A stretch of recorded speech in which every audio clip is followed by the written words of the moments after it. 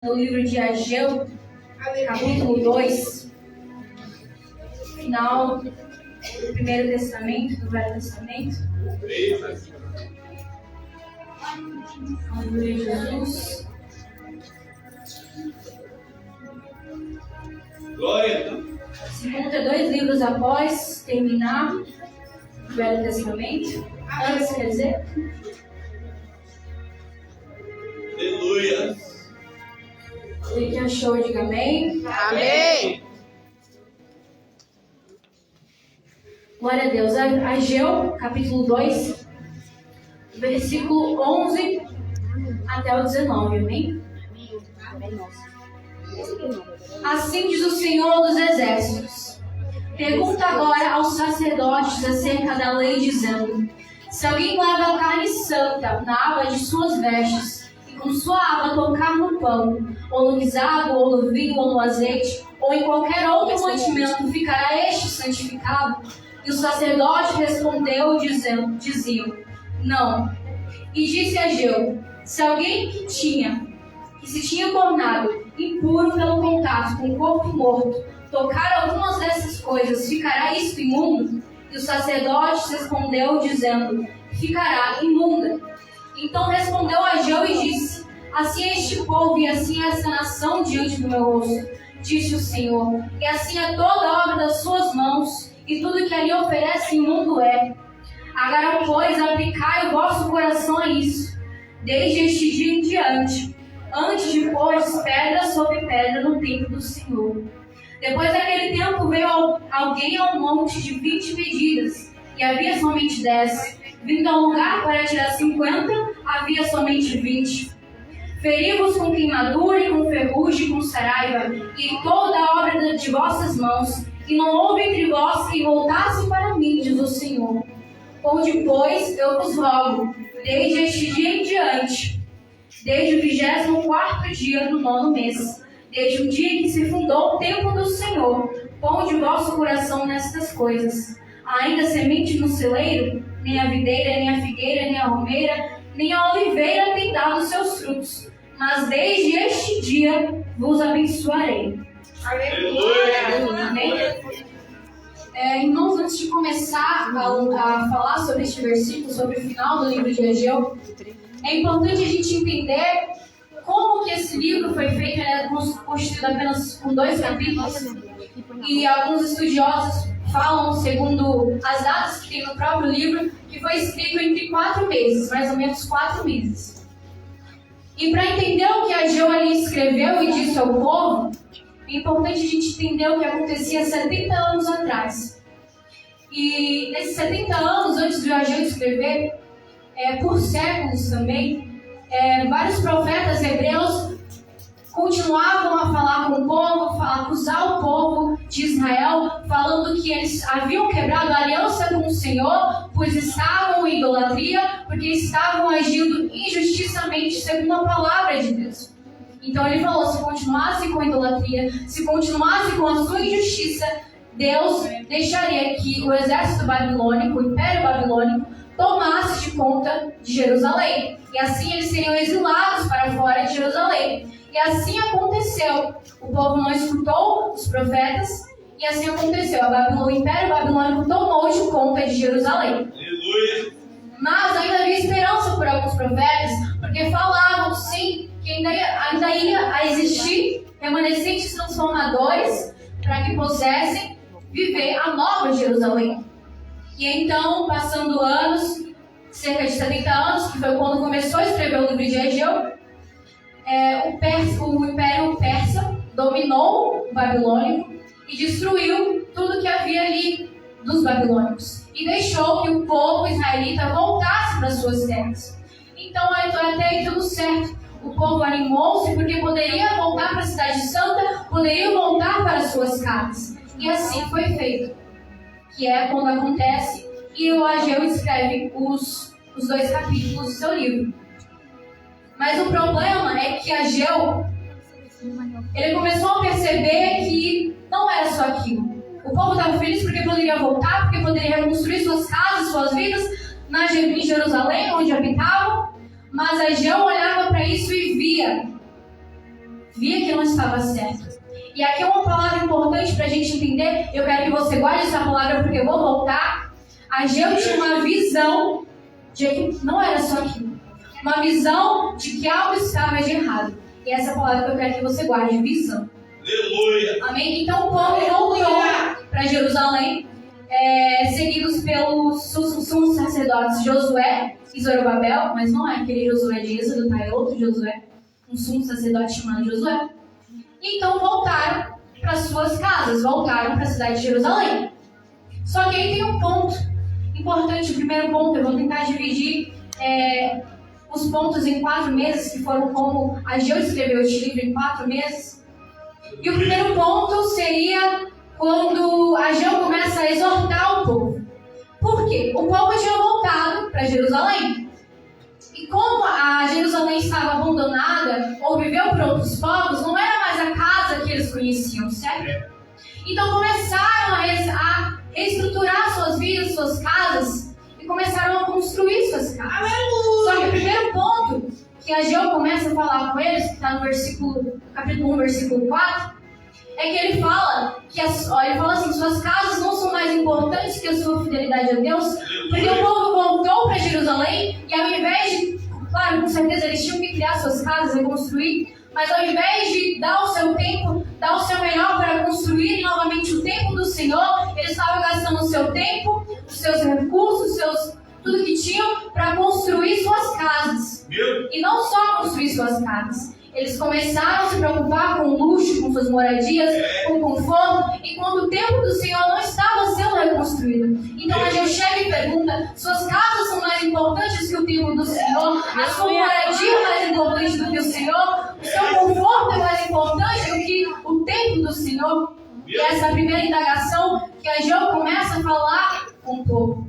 E trazendo para os dias de hoje, se nos colocarmos no lugar, pensar que somos o povo, quem é o templo do Senhor? Essas 4 paredes, essa instituição, são essas cadeiras?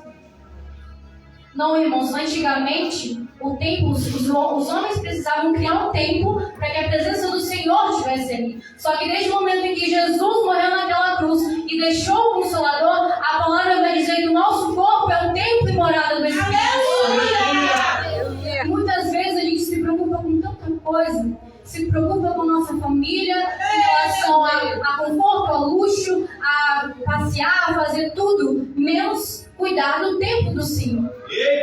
E quem é o templo do Senhor? Nós somos o templo do Senhor. O pastor é o templo do Senhor, a Gabriela é o templo do Senhor, a irmã é o templo do Senhor. E aí se pergunte: você tem dado importância às coisas desnecessárias, às coisas fúteis, ou você tem se importado em cuidar do templo do Senhor? O que você tem dado ao Senhor para que Ele possa morar dentro de você? E ultimamente eu venho perguntando isso: será que eu estou apta? Será que eu estou numa posição certa para que o Espírito Santo e Deus habite dentro de mim? Faça essa pergunta: será que estamos capacitados para que o Senhor, o Espírito de Deus, habite em nós? E eu falo aqui do corpo, mas não somente físico, mas emocionalmente e principalmente o seu espiritual. Como que anda o seu espiritual com Deus? Você tem se preocupado com os luxos, com o conforto da vida, com as coisas que estão por vir, com o futuro, ou com a morada do Senhor, com o seu tempo, com as coisas que você tem para dar para Ele? Qual é a sua preocupação? Como foi ministrado hoje pela Edilene, os pássaros não precisam se preocupar com a comida, porque Deus sustenta. Então por que você se preocupa com o que você vai vestir, com o que você vai comer, com o que você vai fazer amanhã? Aleluia, Jesus. E não se preocupa com o seu espiritual, com Deus, deixa as coisas de Deus ao lado. Essa é a primeira indagação que temos que colocar diante de Deus, diante de nós. Será que eu estou apto do Senhor para que o teu Espírito more em mim? É claro que, irmãos, que tudo que fizermos, nada, jamais será suficiente para Deus. Porque somos falhos, somos impuros. Mas pela misericórdia do Senhor, Ele dá graça. E Ele ainda mora dentro de nós. Ele ainda faz por nós pela graça do Senhor. Não porque merecemos. Amém? O segundo ponto. Então o povo começa a a ter ânimo para fazer, porque Ageu falou: pare de se preocupar com suas casas, com seus confortos, com sua vida, e comece a dedicar o seu tempo ao templo do Senhor. Aleluia. E aí é o segundo ponto, que as expectativas começam a ser destruídas, porque o povo começa a fazer o templo do Senhor, só que tem um porém. O povo não tinha mais capacidade, o povo não tinha mais recursos para fazer o tempo necessário ao Senhor, porque passaram muito tempo exilado, passaram muito tempo na Babilônia, passaram muito tempo distantes ao Senhor, e quando chegaram para fazer não tinham mais forças, não tinham mais vontade e não tinham recursos suficientes para fazer a vontade do Senhor e para construir o templo do Senhor. Então eles começam a perder a vontade, começam a perder as forças, porque o templo que estavam construindo não era nem de longe parecido com o templo que Salomão havia criado. Então eles começam a perder a força, começam a perder a vontade, as expectativas começam a ser destruídas, porque achavam que não tinham os recursos suficientes, porque achavam que não tinha como fazer aquilo. Só que o Senhor ainda fala que quem dá a capacidade ainda é Ele, quem dá os recursos, quem faz ainda é Ele. Somos muito falhos, irmãos, somos pecadores, e por nossas forças não fazemos nada. Mas o Senhor ainda nos capacita, o Senhor ainda dá a estratégia, o Senhor ainda dá as condições para reconstruir o templo dele, para reconstruir essa moradia a qual ele quer morar, ou a qual ele já está morando, mas que muitas vezes não é o suficiente para ele continuar. Glória a Deus, aleluia. E aí eu pergunto, irmãos, o que a gente está fazendo? O que nós estamos fazendo diariamente para santificar o nosso tempo ao Senhor, para que Ele more, para que Ele more, habite, se senta bem e digno de morar dentro de nós. Não somos dignos que Ele more dentro de nós, mas a misericórdia, Ele ainda mora dentro de nós e faz a sua vontade. E eu entendo muito bem a expectativa desse povo, as preocupações de querer se preocupar com sua moradia, com seu conforto, porque eu, sendo uma jovem, eu tenho muitos planos, muitas vontades. E muitas vezes eu me pego pensando, desesperada: Senhor, será que vai acontecer? Pensando, Senhor, na faculdade: Pai, onde é que eu vou? Para onde eu vou fazer? O que eu vou fazer? Será que eu vou conseguir? Será que eu vou ter uma estrutura necessária para que mais na frente eu tenha uma família como é da minha vontade, da palavra do Senhor? Quantas vezes, irmãos, eu me pergunto, eu fico triste, eu me angustio por não ter a certeza de que o Senhor vai fazer ou de que eu vou conseguir. Só que tem uma questão, que a fé, muitas pessoas confundem que a fé é sentimento, mas a fé não é sentimento, a fé não é emoção, a fé não é momento. E por isso que muitas pessoas também não conseguem nem ter uma vida devocional com o Senhor, porque falam: eu não sinto de orar, eu não sinto de cantar, eu não sinto de ir para a igreja, eu não sinto de pegar a palavra, mas a palavra diz que a fé, ela é provada pelas suas obras. Aleluia. A fé vem pela palavra. A fé não é emoção, a fé não é sentimento. A fé é o cumprimento da palavra. É saber que é um Deus que disse, é saber que é um Deus que faz. Aleluia. É pela palavra que temos fé. É pela convicção do que Deus falou. Por sermos filhos de Jesus, filhos de Deus, já somos vencedores. Deus é lindo. Como a Andressa hoje trouxe na palavra inicial, aquele homem que ficou com medo, que foi afundando no mar e começou a ficar com medo. O que é o medo? É emoção. E aí Deus pergunta: por que tem medo? Por que tem desmedo? Homem de pouca fé. Por que eles tinham pouca fé? Porque eles estavam preocupados com a emoção, com o medo, e não com a palavra. Se Deus disse, se Deus tem uma palavra, então vá. Porque é debaixo da palavra que você consegue. É debaixo da palavra que você caminha. Não é debaixo da emoção, do medo, da angústia, da incerteza, mas é debaixo da palavra. E segundo isso, debaixo da palavra, Ageu começa a relembrar as promessas de Deus para o povo, porque já não tinha expectativa, já não tinha vontade. Então Ageu vem e relembra das promessas de Deus. E aí quando ele fala no seu capítulo 2, versículo 9, versículo muito conhecido: a glória desta última casa será maior do que a primeira, diz o Senhor dos Exércitos, e neste lugar darei paz, diz o Senhor dos Exércitos. Foi a promessa que Deus fez. Foi o que o Senhor falou e o povo estava esquecendo do que Deus havia dito. O povo estava esquecendo da promessa de Deus, da palavra do Senhor. E eu já te pergunto, você vem esquecendo da promessa do Senhor? Relembra aí a promessa do Senhor, o que Ele te falou, o que Ele disse que ia fazer na sua vida. Aí você pode chegar em mim e falar, mas faz muito tempo que Deus fala comigo e Jesus não falou mais nada, então eu acho que foi balela que falaram pra mim, o profeta chegou e falou do nada. Ninguém fala mais comigo, eu não escuto ninguém falar boca a boca comigo o que Deus tem isso pra fazer, o que Deus tem isso pra cumprir. Irmão, quer revelação maior do que a palavra? Aleluia!